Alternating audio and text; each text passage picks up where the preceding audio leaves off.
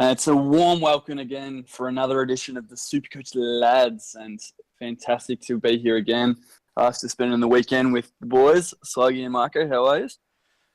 Yeah, thanks, Mark. Butsy, it was a good weekend with the boys. We went down and watched the footy on Saturday afternoon against Geelong and North Melbourne, which you wouldn't have been too happy about that, Butsy. Geelong got on top on that one. But yeah, had a good weekend with you fellas and keen to get into this podcast. Yeah, it's good to see Essendon back winning against Brisbane on the weekend, and yeah, great weekend down at the old OG Ocean Grove. Yeah, keen to get into this podcast, boys. Yeah, so very interesting week with all the primos coming out before the round started, and we knew it was going to be a really tough round. So yeah, how'd you go? Sluggy, you take us away. Yeah, my team didn't go too bad this week. 1507, which isn't too bad. Moved up in the rank a little bit. Pretty happy with Clayton Oliver. He's been pulling out those scores after I was worried about him. Hit 127. And I'm surprised he hit that much with the way Collingwood were playing Monday. They played really well. I was pretty happy with that one. Lloydie's still consistent over a ton.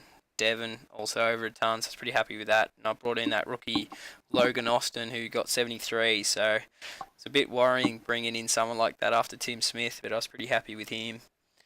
Bad, yeah, the boys all know this. It's Hibbard, 53. Who?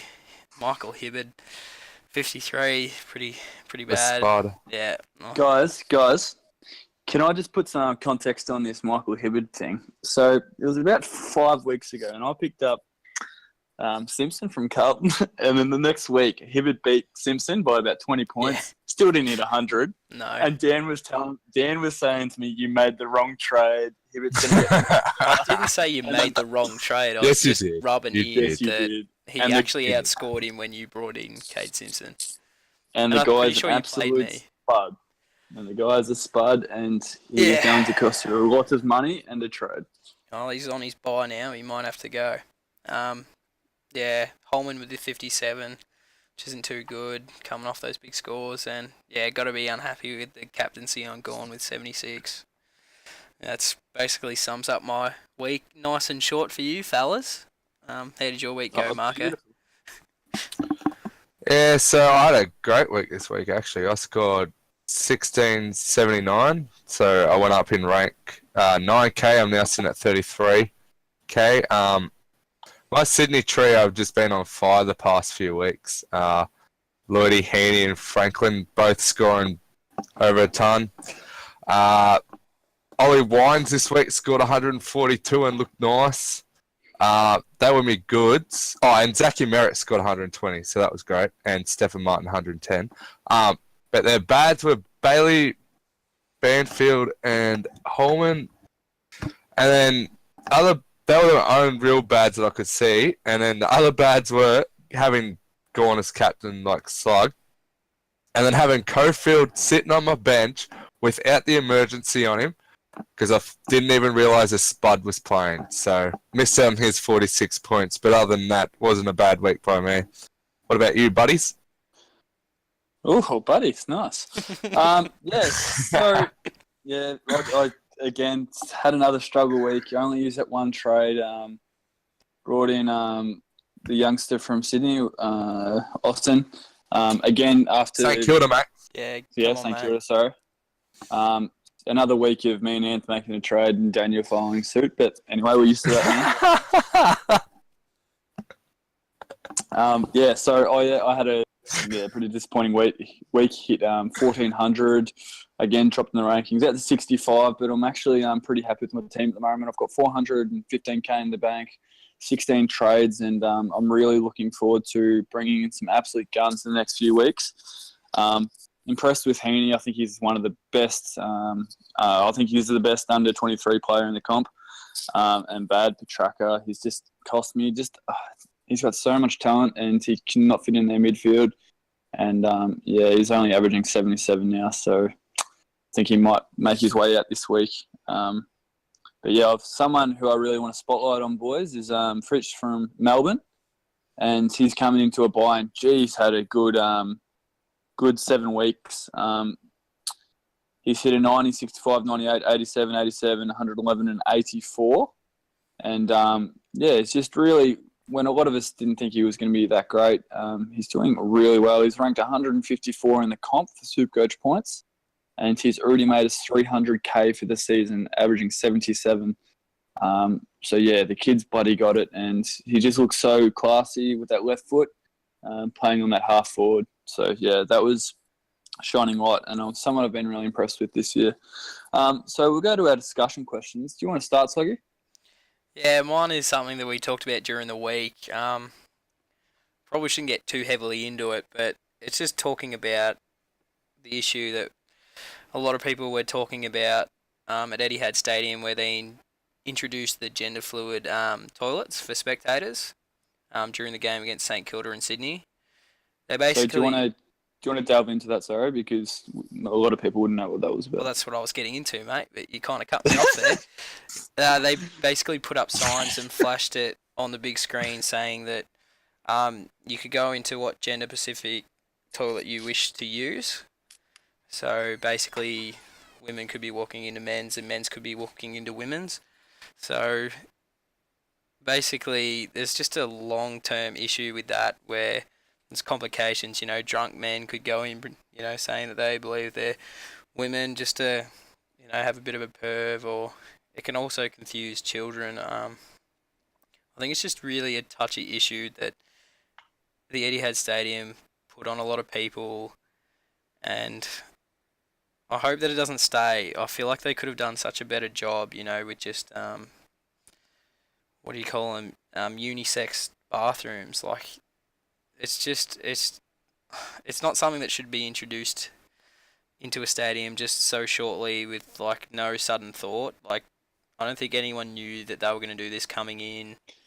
I know it's a touchy issue and we should respect everyone's rights, but yeah, I don't know what you boys feel on that issue, but that's just how I think about it. How do you feel, Butsy? I saw that over the weekend. I thought it was absolutely pathetic, especially by people at Etihad Stadium. We do respect everyone and everyone's views and everything like that, and that's fair enough. But it can be taken out of hand so easily. The easiest option was to make unisex toilets. So I was really disappointed to see what was happening there because, again, anything could have happened. And who are they to blame when a bloke walks into the female toilets, or a female goes and looks in the male toilets, and you've hit the nail on the head with a couple of them issues. And just really disappointed in the Etihad Stadium because we love our footy and don't need to worry about that. The easiest thing to do is just make some unisex toilets, and that's what will happen in the future. It's never gonna happen. We're never gonna see that again because it's way too many risks. And I know a lot of men, kids and females will be feeling very scared and anxious living in a world where that's the case. What about you, Anth? I think you guys hit the nail on the head. I think there was poor planning, poor management, and just unisex toilets would have gone the right direction. Still have your male and female ones, but have the unisex ones as well. That's what I reckon. It's just a big safety issue, basically. That's basically all we'll touch up on at the end of that discussion. Yeah, good. Let's get into the footy, though. That's what we're really here for. So I was watching footy on Monday afternoon, and I was absolutely astonished with the form and the ability from one of the first-year players in the comp. His name's Jaden Stevenson. He hails from East Melbourne. Absolute gun footballer. Was taken a bit later in the draft because of heart. He had a bit of a heart problem. But gee, the confidence that Nathan Buckley has in this kid is phenomenal. He played out of the square, which is ridiculous from a small forward, and a first-year player. He's played 10 games of football in his life in the AFL. And I was, really impressed. And another thing, boys, that I was really impressed with, he played on the best small defender in the competition that we've probably seen for 2 years. Heavily underrated. Killed him. Neville Jetta, and oh my gosh, if he had better delivery, he would have kicked 8 or 9 goals. And I'm being serious here. If you look back over the tape, there were times where he had 5-10 metres on his man, and someone from Collingwood dropped in front of him and took the easy mark, and he sort of half-shepherded it. I think he was a bit wayward. I think he might have kicked 3. I wasn't totally sure. But I think he had like 7 shots on goal. But yeah, I was 4 really goals, 3. 4-3, and I was fascinated with his pace. He's going to be an absolute player for the future, and Collingwood have got an absolute beauty in Jaden Stephenson.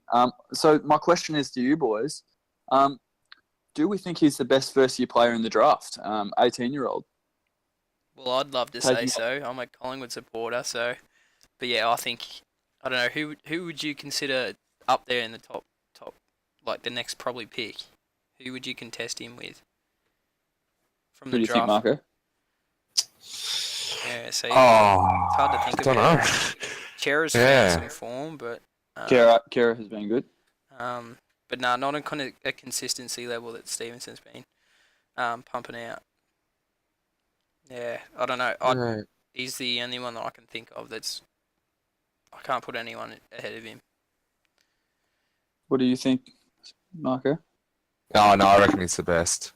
Just listen to those commentators on the way home from Geelong on Monday. Like, they were just... nearly every time the ball went in the forward line, it was something to do with Stephenson just killing Neville Jetta or even outrunning old Spud Hibbard. Like, he just absolute killed it on the weekend. I reckon he's definitely the best from the draft so far. I reckon he's even my pick for the Rising Star at the moment too. Yeah, very interesting. The first you put Tim Kelly's 23, so he's out of contention. Yeah, he's out of discussion. Jack Higgins, but Ed Richards, I've been really impressed with on a back flank for he's done well. Western Bulldogs. But yeah, there's not too many of the top 10 that have done too well. I wouldn't really, like Richards, you wouldn't really put him on the same level as Stephenson in having an impact on the game, except for I'm pretty sure he killed Essendon off memory. He had one really Richards big game. did. Yeah. But, you know, I can't remember who that was. Games where he's kicked 5 goals a game. Like he's a small forward. And he kicked 4 on the weekend, yeah. He does go quiet sometimes, but yeah, he's definitely a phenomenal player. When he's on fire, though, he's on fire. Yeah. Yeah, and I've just looked through the draft, and jeepers, there's not much else. Jack Higgins, who's in and out. Cam Rayner, I think, started to find form. Doesn't do well in Supercoach, but he looks like he's going to be...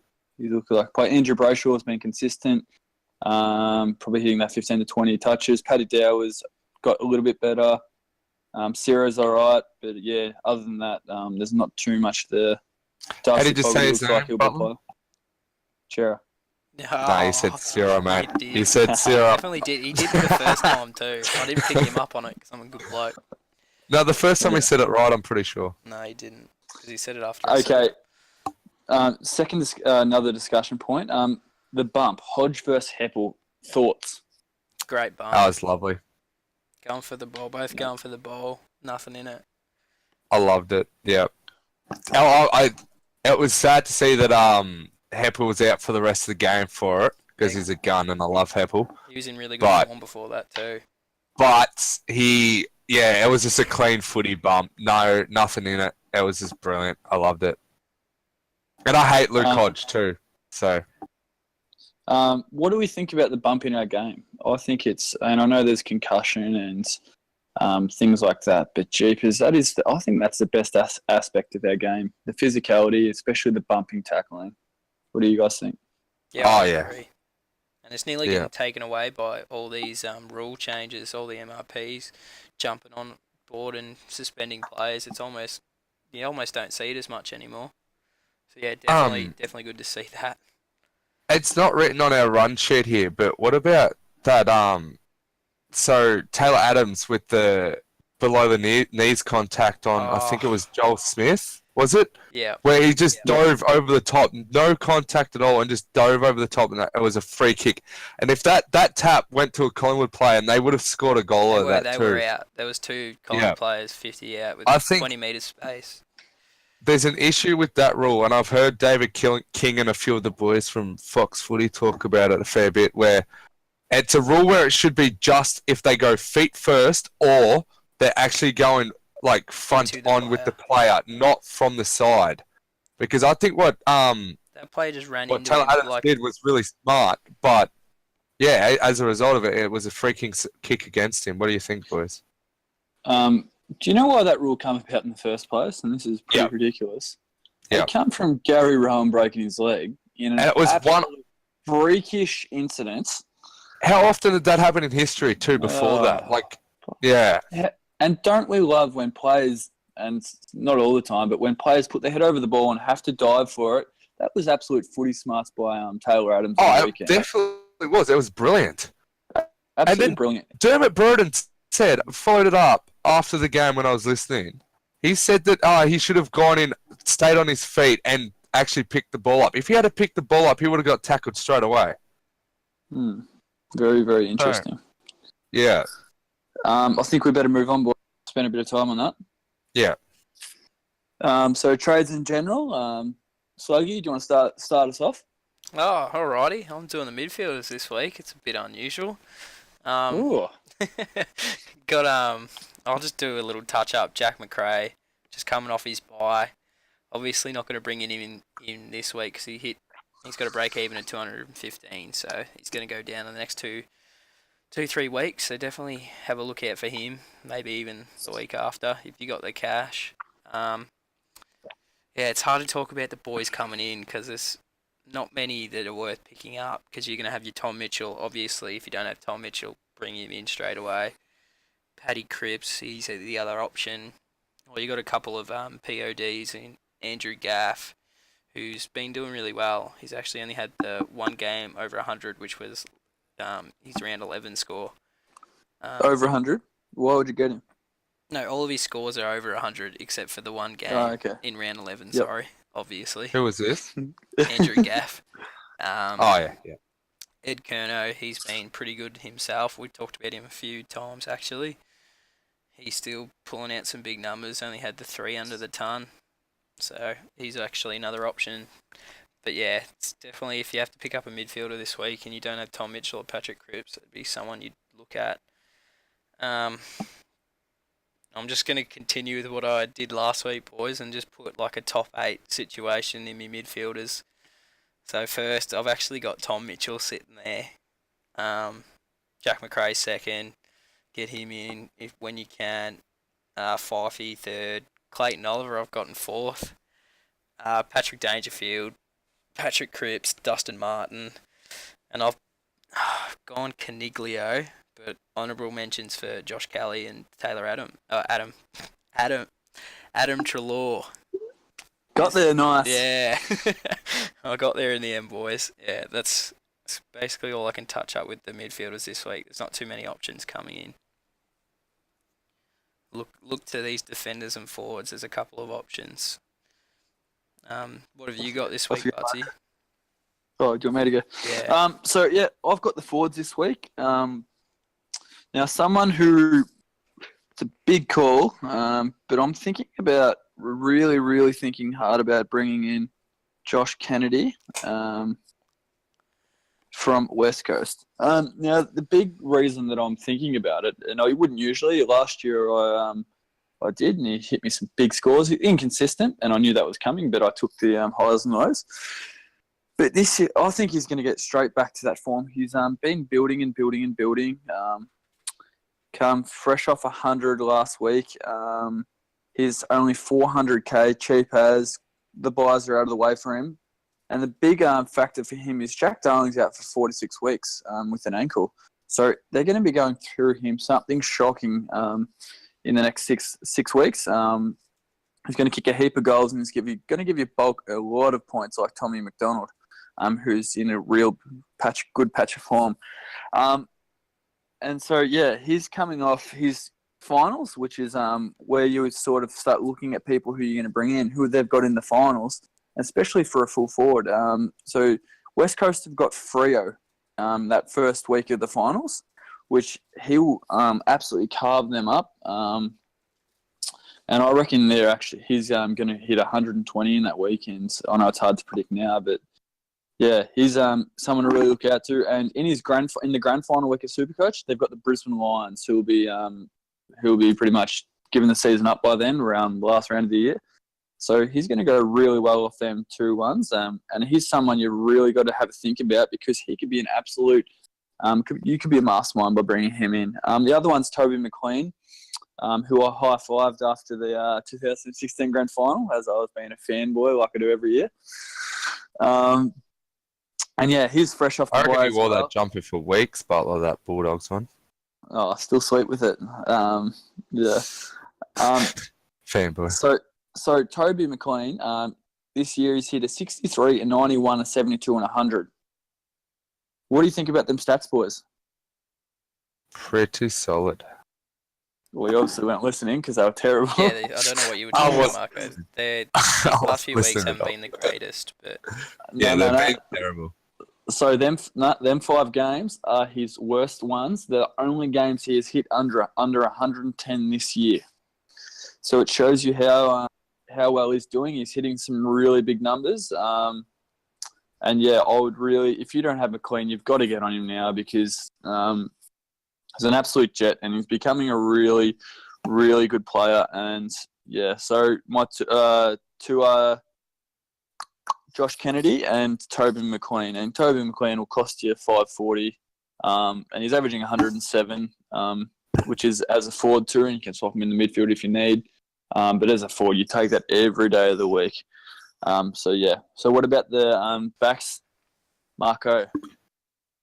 Yeah, so there wasn't many backs coming off this week's bye that you could really look at. The main two that we've discussed them before, but the main ones to bring in definitely would be Yo and Simpson. So Yo, coming off his bye, he's got an average of 100.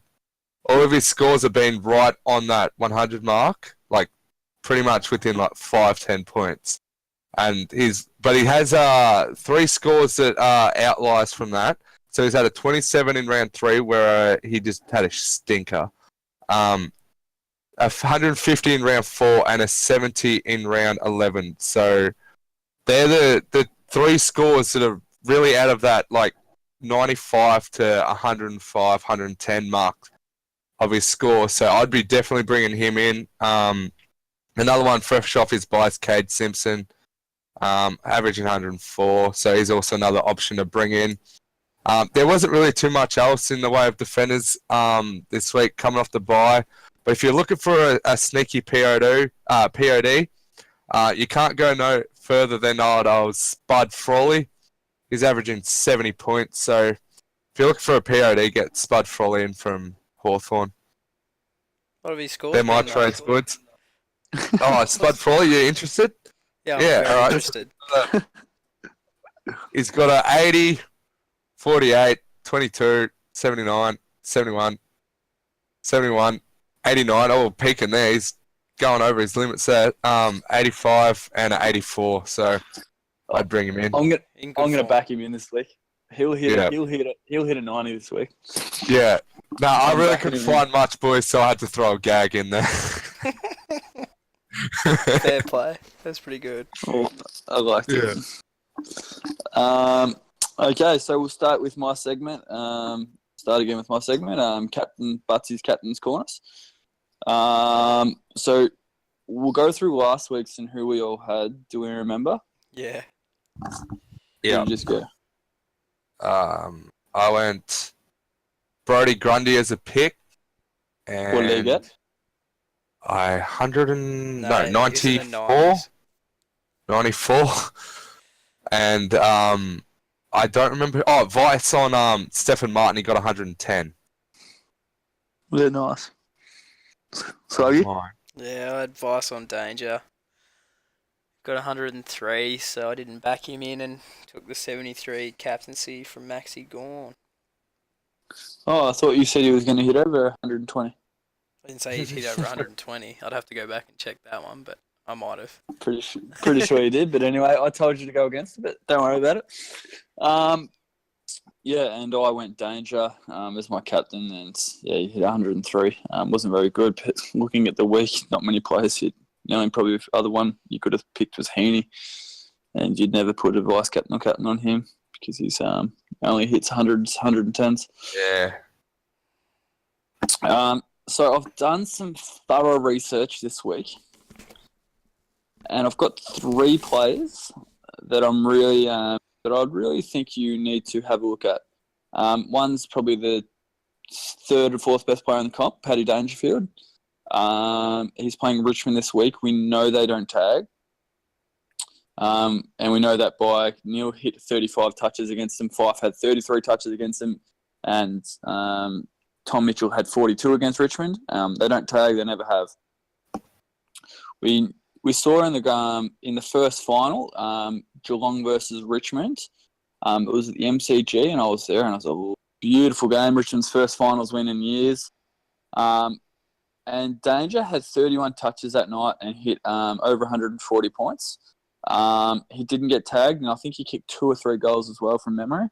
And yeah, they lost that game. But again, he was the best player in that team easily. Abel wasn't around, and they didn't tag him. And he had 31 and kicked 2 and hit 145, I think it was, points.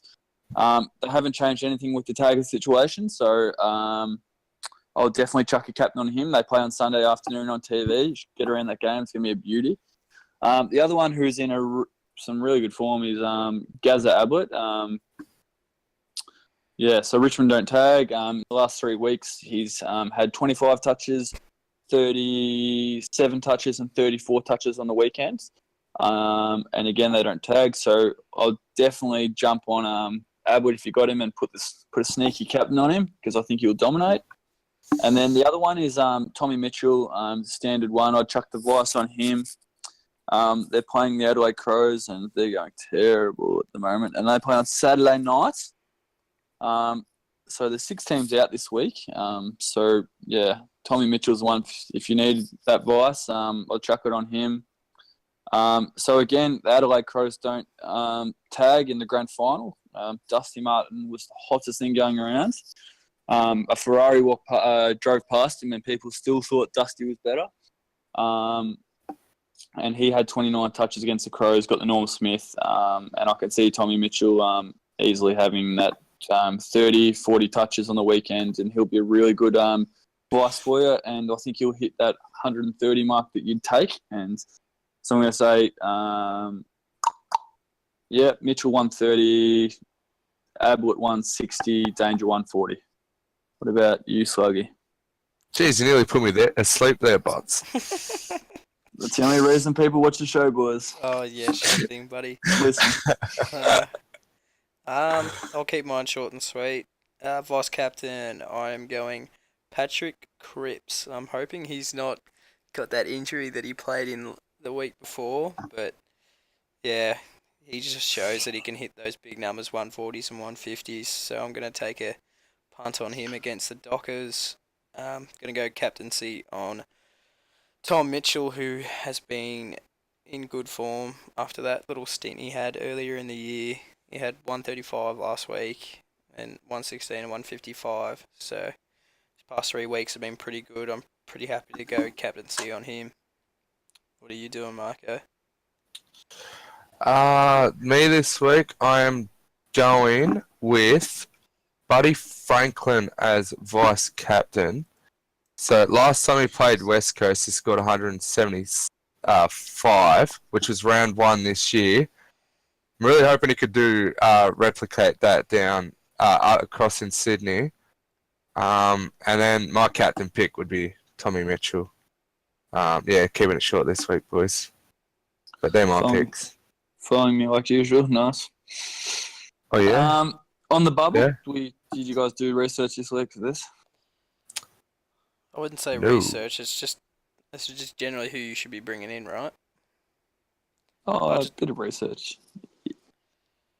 Can't say I got much research, but yeah, if you don't have Cade Tom Simpson, McDonald. no, mine's Cade Simpson. It's pretty cheap at the minute, 490k. Well, again, I carry the show, so I'll go ahead with my research that I've done this week. So I've got 3 players that I really want you guys to have a look at the next couple of weeks. One's from North Melbourne, who have the bye. One's from Melbourne, who also have the bye, and one is Sydney, who play this week against West Coast on Friday night. So the 3 are Todd Goldstein from North Melbourne as a ruckman. He's averaging 94 now, but something that's really impressed me is he's averaged 112 over the last 4 games, and he's really getting back to his 2016, I think it was, All-Australian form. So have a look at Goldie in the next couple of weeks if he keeps going well. If I'm going to be a bit cheap because I think most people can't afford Gawn or Grundy now. They're a bit too expensive. Josh Kennedy from the Swans is a really interesting one. He's really started to heat up. And in the last 7 weeks, he's hit at 125, 151, 73, 108, 109, 102, 118. So he's going under 100 once. But he's also hit 125, 150, and 120 on the weekends. So I'd have a look over him probably after your bye. If he does well this week, I'd definitely have a look at him to bring in after that his bye next week. And the other one is the local product from Edenhope Apsley Football Club, Tommy McDonald. Absolutely dominating this year and has hit in the last 8 weeks, 86. Now, here we go, boys. 135, 120, 80, 164, and 120. Now, I know he's not going to be able to keep this up, but he has the Gold Coast Suns in his first final, and he's someone you need to look at. He's got the bye this week, but jeepers, jump on Tommy McDonald because he's having a great year. Teams don't know how to match up on him, as Collingwood saw on the weekends. So they're the 3 that I'd have a look at in the next few weeks. I like it, Butler. I spoke about Tommy McDonald last week. I reckon he's a good pick. One to keep an eye on, definitely. Yeah, interesting. So we'll just go to our Minute of Madness, and it's a bit different this week. We're just going to go. So we've got 4 questions, 5 questions, sorry. So we'll start and we'll just go around the group. So first things first, who do you think is going to win the Coleman, boys? Still stick with Ben Based Brown. Ben Brown is looking good. What do you reckon, Butler? I think he's going to get it. Maybe even Kennedy might even come up and beat him. He's only 8 goals behind him at the moment, and when Jared Waite comes back, they're not going to go through him all the time. How long is Darling out for? That'll probably help him too. Kennedy. 4 to 6. Yeah, so might catch up. So I'm thinking Kennedy. Jesse Hogan's a sneaky chance, I reckon, too. Didn't kick a goal. Didn't kick a goal against Collingwood. He lost his straight goal. He lost his streak, but he could. Hoskin Elliott still keeps going. No, that shows you what type of stat is it. Who are you even talking? Who's Will Hoskin Elliott? Oh, he's kicked a goal every game. He kicked 2 or 3.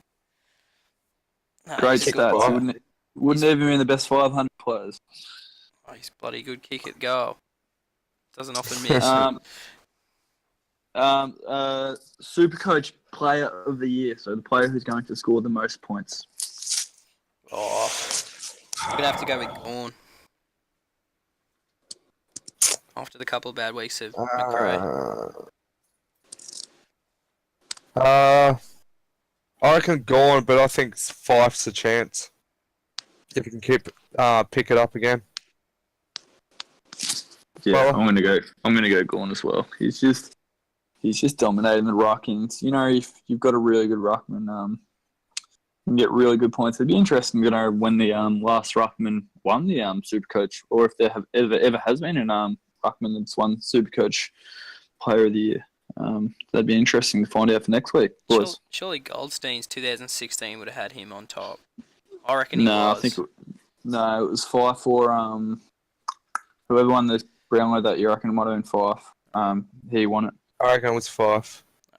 Yeah, he averaged like 130, 135 that year. Would old Dean Cox be up there? Yeah, it might have been. May well have been. I have to have a look. I'll bring that one in for next week, boys. Yeah, good. Yeah, that'd be good.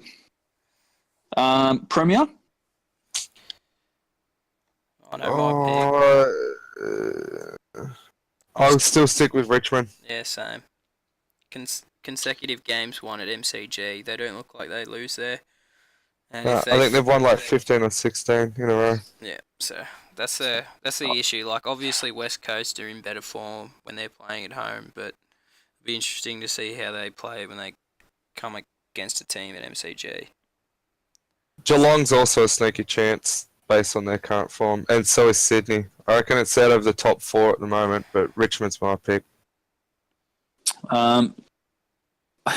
I'm going for, I think, West Coast to win the flag just because of the evenness that they've got on their team. They're not relying on anyone and still got injuries and doing well. Darling, Liam Ryan was absolutely killing it before he left. Apparently he looks like he's going to play this week. Liam Ryan, oh, nice. I believe he's off the injury list, so, and reports were saying that he was looking pretty good during training, so he's got a negative 81 BE too, so I was nearly thinking about bringing him in, boys. Yeah, that'd be very interesting. That's a good point you've got there, Dan. Yeah, they've got their injury worries, and when I think they're full strength, I think they're probably the most even team in the comp. We know Richmond have got their genuine 4 stars, the A graders, and they've got role players like Camden McIntosh, Dylan Grimes, but I think just the evenness of West Coast, I reckon they'll be a real big chance to two finals, and I think they'll win the flag, which is, I'm never really against the Victorian sides. Collingwood, GWS. Do we think either of them, who's going to make the 8 out of both of them? Who do we think? Oh, Collingwood. I think Collingwood has a chance this year. I don't know about GWS. I reckon their injuries might keep them out. There's a fair bit of tight spots there around, 6 to 10. I think it's all pretty tight there. It'll be interesting who will get pushed out. I reckon Melbourne could end up falling. They played a lot of easy sides. They didn't show much on Monday. We'll see what happens. What do you reckon, Butsy? Collingwood really like them, but I don't think they're going to make finals. No, I think GWS are cooked. Too many injuries, and I think that Josh Kelly will be playing for North Melbourne in about 8 months, I think. Well, if you reckon Collingwood drops out and GWS can't get in, who rounds out the 8? Who rounds out the 8 for me? You're going to have North put on there on 8th. Well, North already. Well, based on what he's saying, that there's only 7 in the 8. Based on what he's saying, so he needs to put a team in that's not Collingwood or GWS. I'm saying, I think probably Hawthorn will. I don't think Adelaide are. You reckon Hawks? Hawks have been playing terrible this year. Yep, I think Hawthorn will make the finals. I reckon That's you're wrong. interesting. I reckon you're wrong. No, I reckon Collingwood. I reckon Collingwood will make the 8 if they continue that pressure that they've got, and that they're just they're so confident in their ball movement down the middle of the ground at the moment. Like they play on so quick once they've got the ball at the moment. Like they just love to look for that corridor. Their pressure's great as well. I reckon if they keep it up, they'll make the 8. Very interesting. And the last bit of our Minute of Madness, I've just got some audio that I've received from a Twitter user. So I'll chuck it on and just have a listen, guys. From the 50 to the punt right in. Another one. What's that, Butsy? Good job, Butts, when it doesn't even work. Cut out of it. It's the Rex Hunt thing. Rex Hunt. Boys, what do we think about that audio? Oh, we're gonna miss it. Oh, it was so good back when you were a child and you're sitting in the car listening to it on the radio, hearing the fat lady sing. Oh, it's definitely a memory, I think. If you've experienced it, you'll just never forget. He's a living legend, Rex Hunt. Absolute living legend. I love him. Yeah, and I'm the same with Sluggy. He was one of the memories that I've got driving to and from footy as a junior. Watch the first quarter of the seniors and then drive back and listen to Rexy on the radio. Yeah, and Fat Lady singing was phenomenal. Trips from Melbourne for me with Dad all the time was Yeah, always Rex Hunt on the radio. Yeah, fantastic. Also listening to his 7 in the morning fishing show was good tune too. Good to tune in. Yeah. I loved it. Yeah, right. Fantastic. So, boys, it's been a lovely edition of SuperCoach lads, and thanks for joining me. Yeah, not a Yeah, problem. thanks, Botsy. Have a great weekend. Footy starts in a couple of days on Thursday night. It's going to be an interesting week for SuperCoach again, and an interesting week of footy. I'm really looking forward to Friday night's game, Eagles versus Sydney, and best game of the round is on Sunday. Obviously, Richmond versus Top 4 the Cats teams facing each other. Yeah, it'll be phenomenal. Eden Hope have got another bye. So it'll be, and North aren't playing, so it'll be boring week of footy for me, I think. Just got to hope you get some performances this week in SuperCoach, mate. Yeah, I'm sitting pretty well though. Sitting in top 3 in both my leagues. So anyway, boys, have a great night, and we'll catch up soon. All right. Cheers, fellas. See you, boys.